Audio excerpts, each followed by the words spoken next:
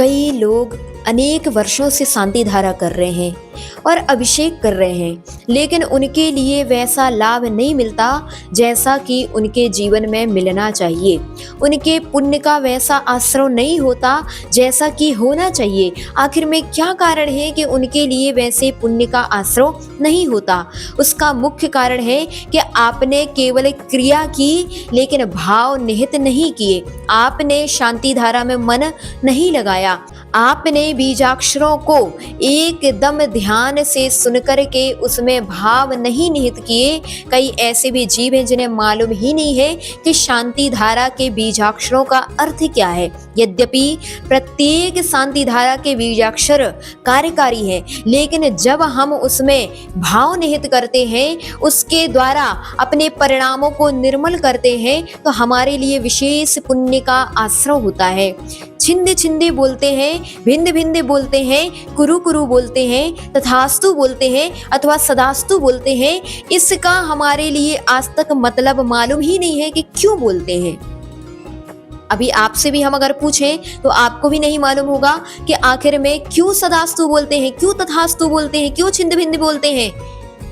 छिंद छिंद भिंद भिंद का मतलब है कि हमारे जो कर्म है उसमें हम बोलते हैं अशुभ कर्म जनित दुखानी छिंद छिंद भिंद भिंद, अर्थात मेरे समस्त अशुभ जनित कर्म छिंद छिंद हो, छेदन हो, उनका भेदन हो और वह सभी कर्म मेरे नष्ट हो जाएं। इस प्रकार प्रत्येक बीजाक्षर जो बोलते हैं उसके साथ जो छिंद छिंद भिंद भिंद बोलते हैं उसमें हमारे भाव निहित तो होना चाहिए। कुरु कुरु शब्द बोलते हैं, कुरु कुरु का अर्थ होता है करो करो।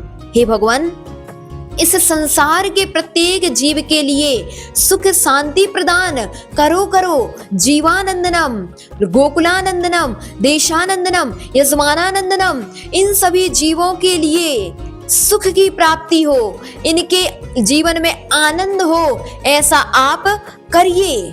हम भगवान से यह निवेदन करते हैं।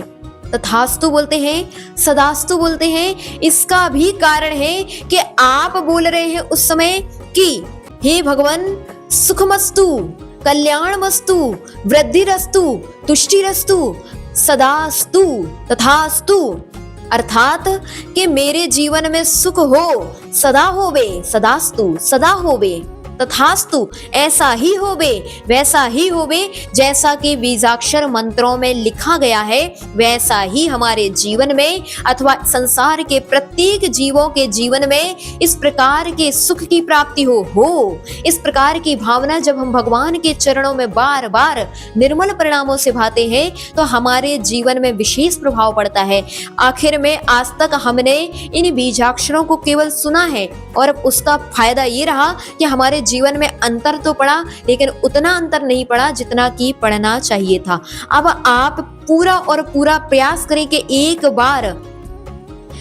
बार शांति धारा के बीजाक्षरों का अर्थ हम अन्य किन्हीं साधुओं से हम अवश्य पढ़ेंगे, और जब हम उसके अर्थ को पढ़ लेंगे तो हमारा भाव, जब जिनेंद्र भगवान का अभिषेक होगा और शांति धारा होगी तो विशेष भाव उसमें निहित होंगे, और यही कारण होगा कि आपके लिए विशेष पुण्य का संचय करने में वह शांति धारा विशेष निमित्त में बनेगी। तो अवश्य ही इसका अर्थ भी समझें और विशेष रूप से भाव भी उस शांति धारा के समय निहित करें, तभी आपके लिए विशेष पुण्य का आश्रय होगा, कर्म की निर्जरा होगी।